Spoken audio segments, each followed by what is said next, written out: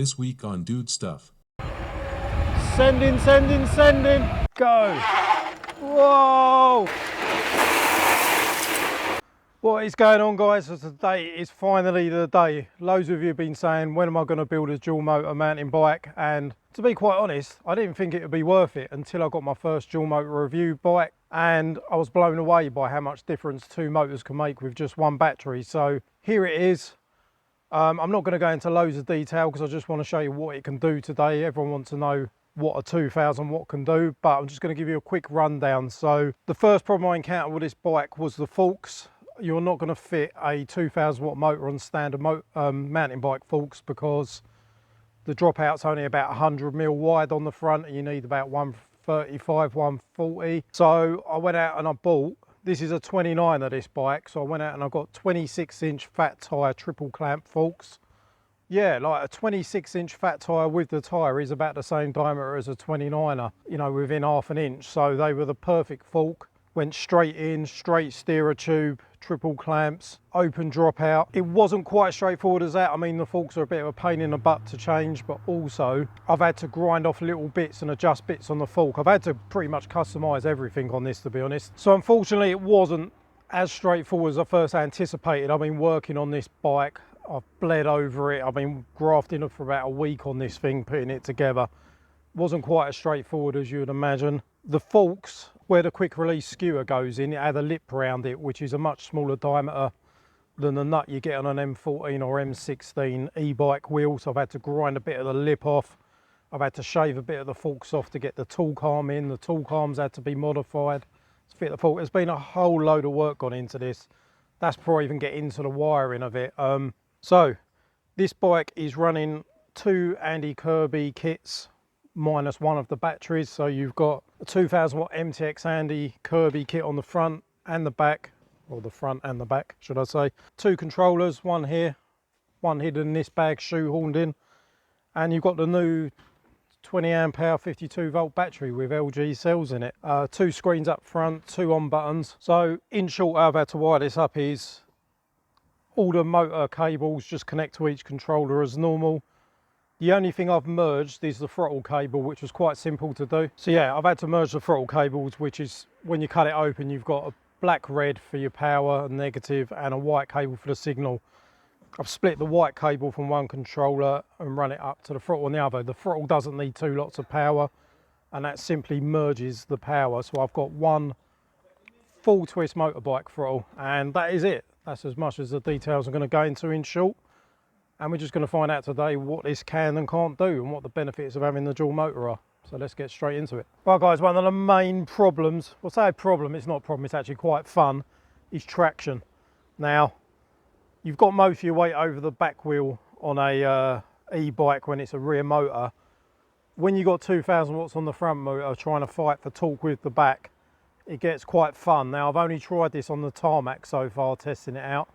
I've not tried it in some kind of loose, loamy kind of woodland areas, so what better time to try it out than on camera now. So let's see what the traction's like.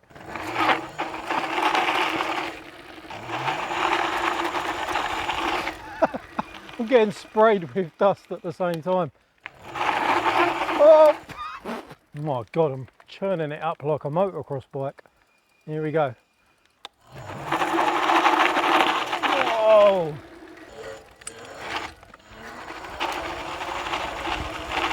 Whoa! Whoa!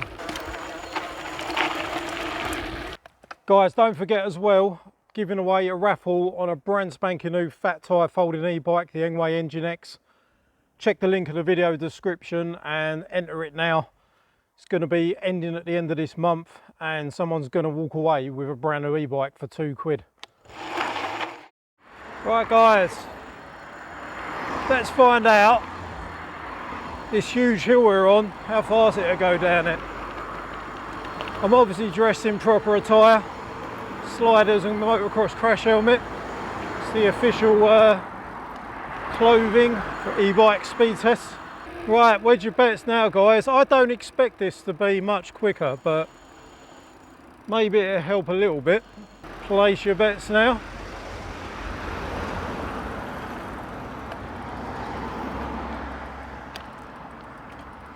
Right guys, let's find out how fast this thing can get down the hill. Sending. Oh my god, this is a bit hairy. Wow. Not on the power fully. Now I'm on the power fully.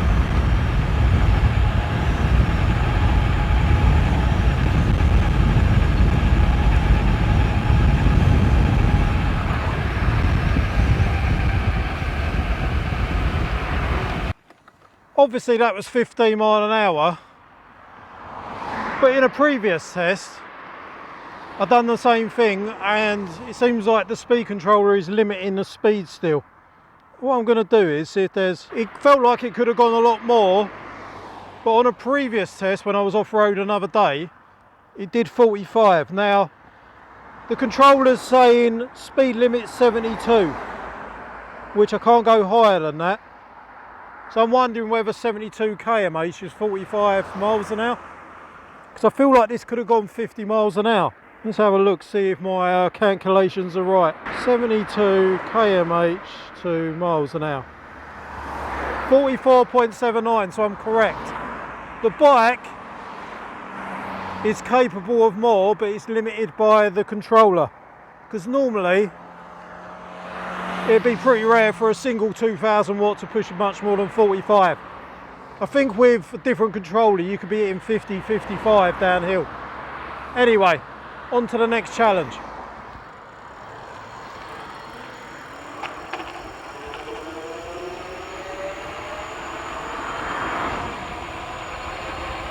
Right guys, I've come to the biggest hill I can find. I don't know if you can see in the background behind me, but there's a massive dip and it goes back up again. This is going to be the finish line and I'm going to put a row cone down the bottom for the start and we're going to get it done on a stopwatch. So I'm going to measure single 2000 watt motor e-bike motor, because I can run just one of the wheels only, against dual motor and see how many seconds quicker it is going up the hill. This is where I think it should make the biggest difference, but we're about to find out. Let's get straight into it. Okay. Row cone is there. Right, front wheel 2000 watt. My son's going to time it. Go. Stopwatch at the top of the hill. Single motor. Oh, struggling. It's a very big hill. 15, 14, 13, 13 miles an hour as we come across the bridge of the hill and across the line. Across the line at 16 miles an hour. So how many seconds, Lou? 22 seconds. 22 seconds on single motor. Right, back down the hill, dual motor time. 16 seconds, no, 22 seconds. 22 seconds at 16 miles an hour, guys. This is where I think it's going to make the biggest difference. I'm praying that the Insta360 doesn't fall off as it has done twice in the past two videos. Okay, both motors in level 5, full power. I've just got a van door open, hold on. I'm a bit worried about this van with the door open. Maybe I'm just going to send it with the van. Right, go! Whoa! Much, much faster. 22 miles an hour, 23, 24. 25 and across the line. That was across the line at 28 miles an hour then. Right, so last time I went across the line was 22 seconds at 16 mile an hour. That went across the line at 28 miles an hour. This 14 seconds. 14 seconds. 8 seconds quicker to get up the hill. That's mental, isn't it? Yeah. Wow. That's well good. All right guys, hill test done. Now that was a phenomenally big difference. As I was coming up the hill, 3/4 way up the hill on the single motor, the speed's going down and down and down. You know, it got down to about 13, maybe 12 miles an hour. The further it got up the hill, the more the motor was struggling, even with 2000 watts. That's a huge hill behind me. So anyway, my point is, with the dual motor, I was gaining speed more and more. If that hill continued to go, I still would have kept creeping up in speed. And I went through the brow of the hill at 28 miles an hour. So this thing is going to pull at least 30 miles an hour uphill, up a steep hill. So that is incredible. That's a massive difference. Now, see a lot of people talking rubbish about, you know, hub versus mid drives. Of course, with a mid drive, you can utilise the chain, but as soon as you start going up a lot in power with a mid drive, going through gears is awful. You either have to come off the power or you've got to click through the gears with the power on. You're going to be shearing teeth off your cassette. It's awful. Yeah, on a 1000 watt mid drive, they're all right, but as soon as you start getting up to 2.5+ thousand watts of mid drive, in my opinion, absolutely terrible unless you're purely using it like a motocross bike or seriously like doing some serious off-roading stuff. I still think, you know, hub drives are everything apart from seriously hard off-roading is the way to go. You know, I was watching a YouTuber last night called Johnny the Nerd or Nerd Out or something like that. Totally disagreed with his video. He was saying like there's no point in building a dual motor. They're absolutely pointless. Mid drive's going to smash like any dual motor hub drive. What a load of rubbish. That would absolutely whip the pants off of a you know, 1000 watt mid drive or even a 1500 watt mid drive uphill. That thing would literally annihilate it up a hill. I've ridden both, so I'm talking from experience here. I don't think the guy knows what he's talking about. I mean, the bottom line is, without going into any detail, you're getting nearly double the torque that you would from a 2000 watt wheel across the front and the back. And talking from real world experience of having ridden like probably hundreds of e-bikes by now, that thing just annihilates hills whilst wheels spinning, whilst accelerating and continuing to gain speed up a hill. I don't see that on a mid-drive really. You can click through the gears to keep momentum going, but I've never ridden an off-road, you know, any type of electric mountain bike before that accelerates quite like that does while going up a hill. And if you come off the handlebars a little bit, it starts wheel spinning. It's quite incredible. But anyway, on to the next challenge. Right guys, we're at another location now, obviously at the beach, obviously. And what I want to find out is like this surface that I'm on here, this shingle is pretty much impossible to ride a normal bike on. Low powered e-bike's got literally no hope on it. Can we get the traction? I'm not sure if you'll call it traction because I've got a feeling this thing's going to be wheel spinning all over the place, but just thought it would be a fun test to show that it's got the power and the traction off both wheels to absolutely tear up the beach, hopefully. So what a more fun place to do it on shingle at the beach. So let's get straight into it and try it out. Let's go. Way.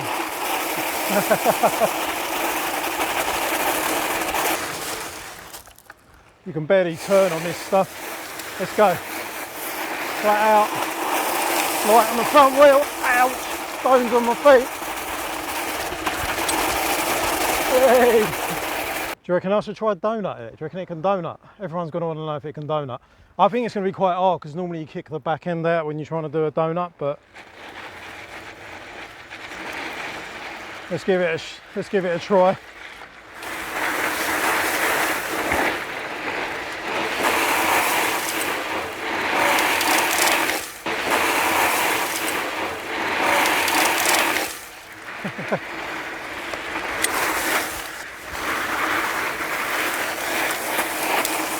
Still spinning all the way. Oh, feel like I'm in the Paris-Dakar. Yeah, getting some speed now.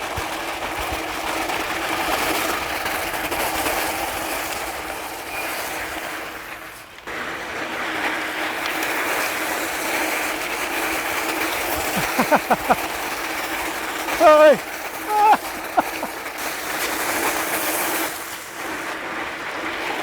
Yeah.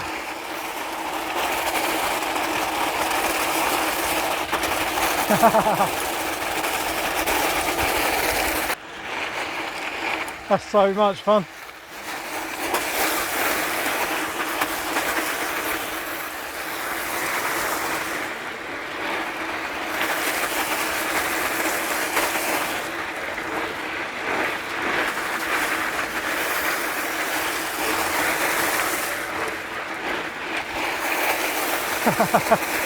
Right. Whoa!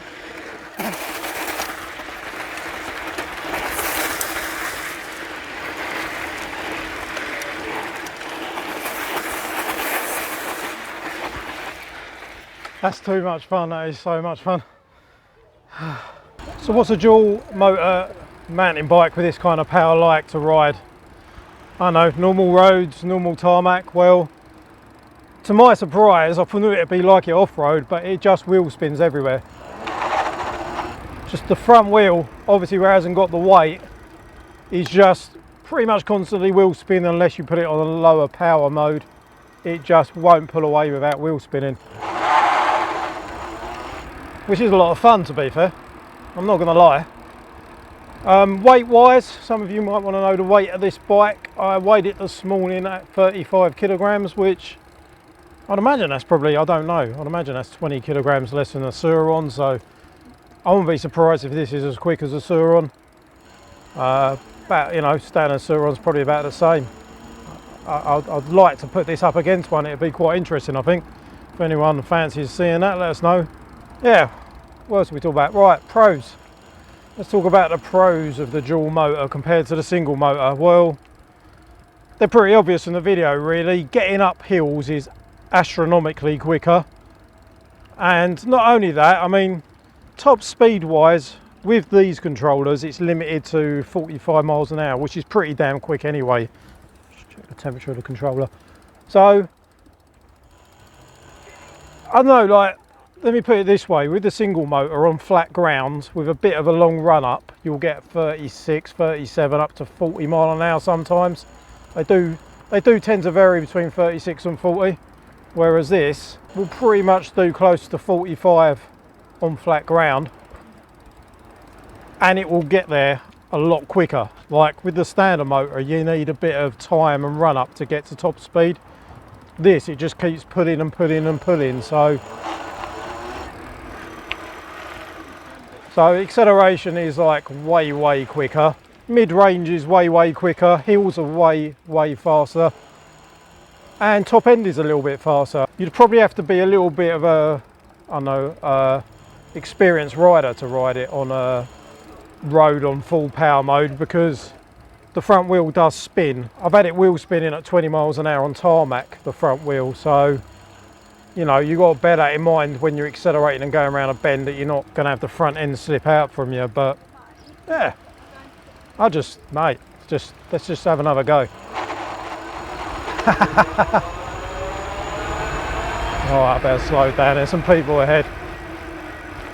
You have to take my word, it is a lot of fun to ride. That was another little clearing, let's go again. Just because I can't resist on this thing. Whoa! I think that's giving you a bit of an idea and an insight into what it's like to fit a dual Andy Kirby e-bike kit on a mountain bike. It's a lot more involved, but for certain people they're going to find it worth it. You're not going to find any people that are, you know, 100 plus kilograms that won't be able to just get up any single hill on this bike. So that's awesome. And yeah, if you guys want to enter the competition to win an e-bike for £2, follow the link, and I'll see you guys in the video next time. Take it easy.